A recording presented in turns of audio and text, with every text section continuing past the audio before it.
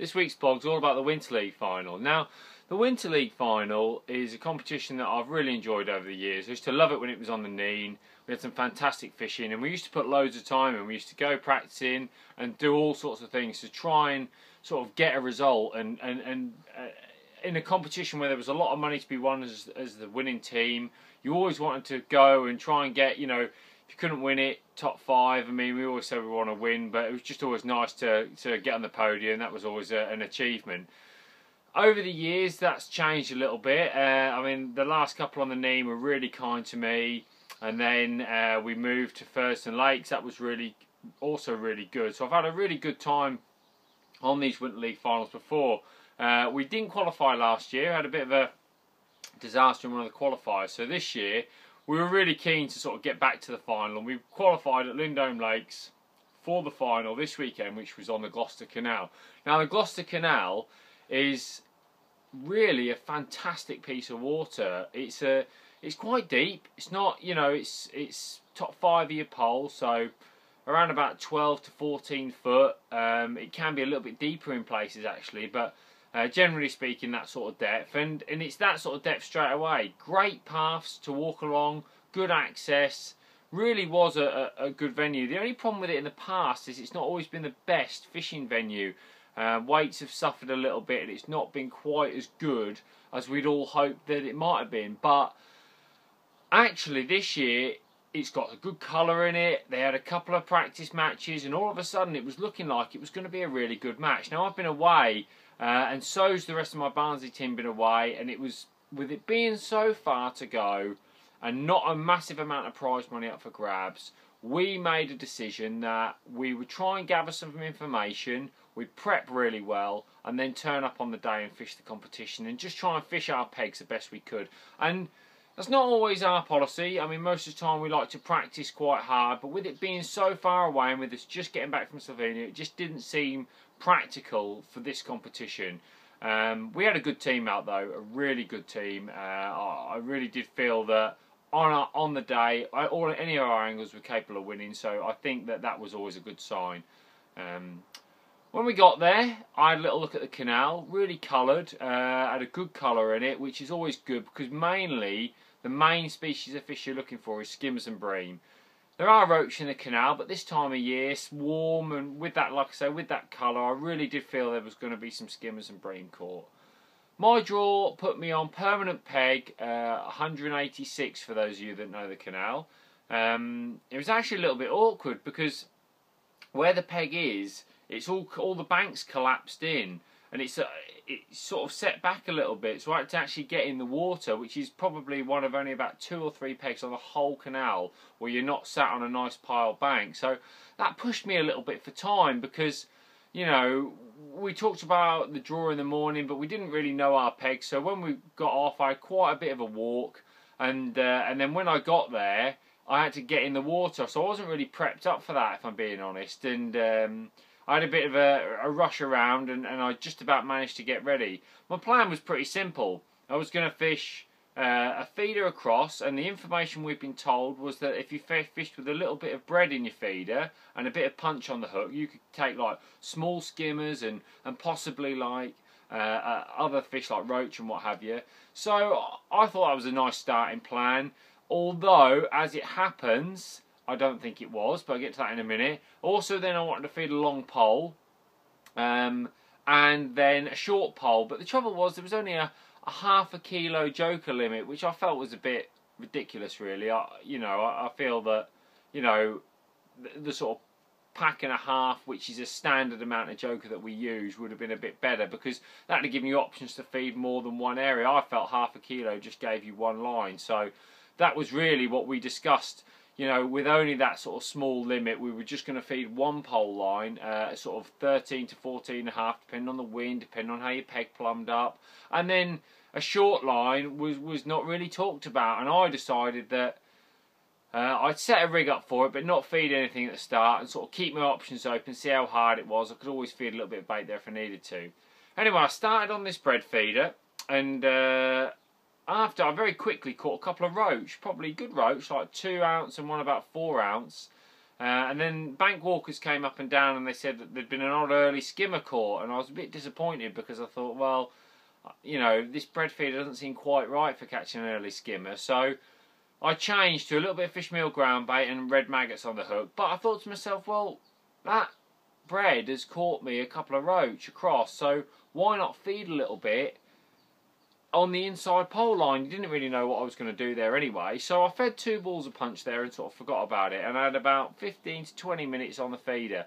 Anyway, after that sort of initial, what it would be half an hour by then, had passed, and I never had another bite, and the talk was that there'd been an odd early skimmer, and John Arthur was absolutely clattering skimmers further up, so I hadn't had one, and I sort of felt to myself that maybe starting on the bread had pushed them away, or whatever it may be, it hadn't been quite right. So what I did was I dropped in on this bread line. I thought, well, you know, it's a team match, try and put some fish in the net. That long pole's going to take a couple of hours for any fish to settle, so that's what I did. And in my amazement, there was fish there.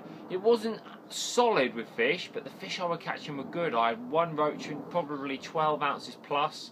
I had 2 or 3 around 8 ounces, and I had a lot, sort of 2 to 4 ounces. And I would say I fished that until about quarter past 1, which is 2¼ hours into the match. And by that point, I had 4 pound of roach, I would say, in hindsight. I thought I probably had about 3 pound, but when I looked at them and when I've weighed in, I reckon there was closer to 4. So, you know, a really good start to the match, really. A nice guaranteed few fish. So I was really happy with that. Anyway, I went out on the long pole then, you know, and I caught a skimmer, and then I caught another skimmer, and I sort of thought to myself, you know, they're there, but they need more time. So I fed a couple of balls again. On that line, I fed leamed up joker, quite wet. And I haven't fed any fish meal ground bait, although a lot of people have talked about it. I just went with a standard sort of bread-based mix of ground bait. I think I had some lake in there and that sort of thing. And then basically what I've done is I dropped back on that bread line and I caught another few fish. I probably caught another pound. So in the end I probably had 5 pound there. And I've got a couple of skimmers. So I was thinking, well, I've probably got in the region of 7 or 8 pound with about an hour and a half to go. You know, maybe 8 pound. And in that last hour and a half, the skimmers really feed. And I've really concentrated and I've caught another 6 real decent skimmers. Sort of between a pound and 2 pound. Well, between 12 ounce and 2 pound, I would say. And I've had one fish was probably pushing 3 pounds. So I had in my net by the end of the match quite a nice net of fish, and I thought I'd have in the region of 12 pound. But when I sort of like looked at my fish afterwards, I thought, well, actually that wasn't the case. I weighed 7,400, which is probably, I don't know, something like 16.5 pound, maybe 17 pound.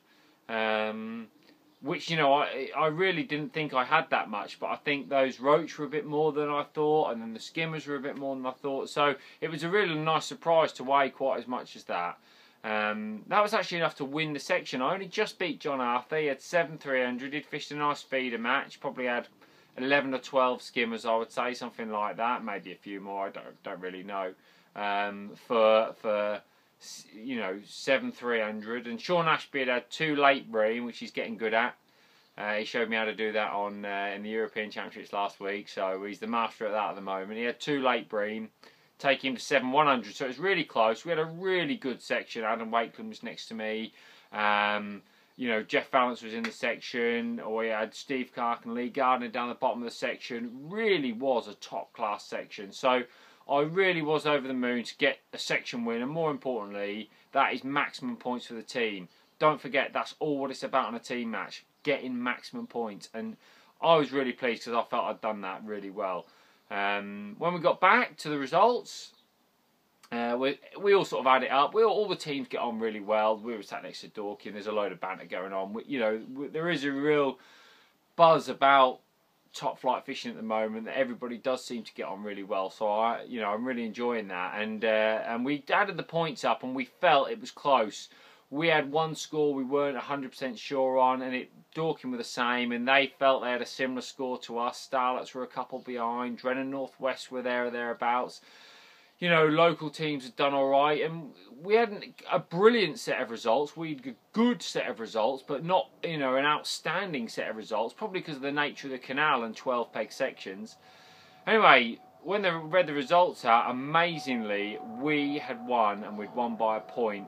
And I've been trying to win the Winter League final for a very, very long time, and that is something that I was really sort of quite weird, really, a weird feeling, because we hadn't put the practice and time in that I've put into that event in the past. It's taught me so much about bloodworm and joker fishing, and so much about pole fishing and feeder fishing in the past, practicing for these events, that probably all that previous practice and things that I learned on different venues and different styles allowed me to fish my peg how it did on the day, and I'm sure many others in our team. So brilliant, absolutely fantastic, win my section and the team win on the back of the European gold last week. I really am buzzing about team fishing at the moment. 2 fantastic results, really, really pleased.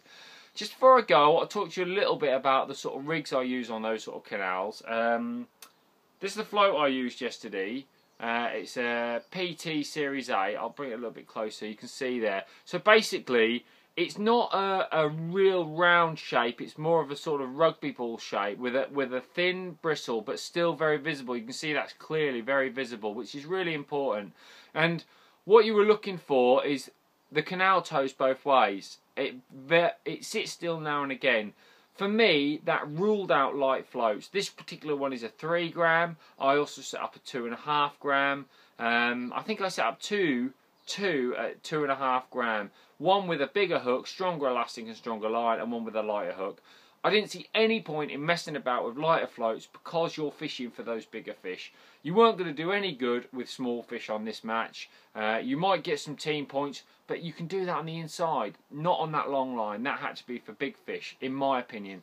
And that's what I did. So this float here, something like that. And one thing that's really, really important, even though you're fishing for big fish, is I had it shotted right down. So what you get is often, if the canal stood still, the bite would be a clean lift. So the bristle would lift up to this point here where they've picked the bottom shot up. And that is a clear indication that a bream's picked up your bait. And I still like it nicely shotted, because then you can see a lift really clearly. I'm not one of these people who likes to have lots of bristle and wait for a proper bite. I like to have the float shotted nice. If it goes under, I'll be patient. If it goes under, I'll count to 3 and then strike. But having it shotted like that means I can clearly see the lifts, which is really important when you're skimmer fishing. That applies to lakes and everything, because what skimmers like to do, like to turn up on and feed like this, and when they pick the bait up, and they lift their heads. Well, as they lift up like that, you often hook a skimmer 2, 3, 4 foot off the bottom, but in the mouth, where it's picked your bait up and come up off the bottom, and that lift on the float is exactly what's happened. So just think about that next time you're fishing for skimmers, because it really does make a difference. Alright. Fishermania this weekend. Unfortunately, I just missed out, as we know, for the final, but I'm going to be there. I'm going to be there on the Preston Innovation stand this weekend. Love for you to come down and say hi. We're talking about fishing. I'll have my gear out. We'll be doing some fishing, looking at bits and bobs. So come down and say hi. Great chance to watch a fantastic competition in Fishermania on Saturday, and that'll be me next weekend. And then I'm down to Whiteacres for the National Fishing Week, where Preston Innovations are also going to be there, showing you and guiding you how to fish and do things. So I'm really looking forward to that. Might do a little blog down at Whiteacres while we're there, talk to you about a few of my favourite Whiteacres swims. That'd be something nice for next week. Alright, catch you later. Thanks very much. Bye.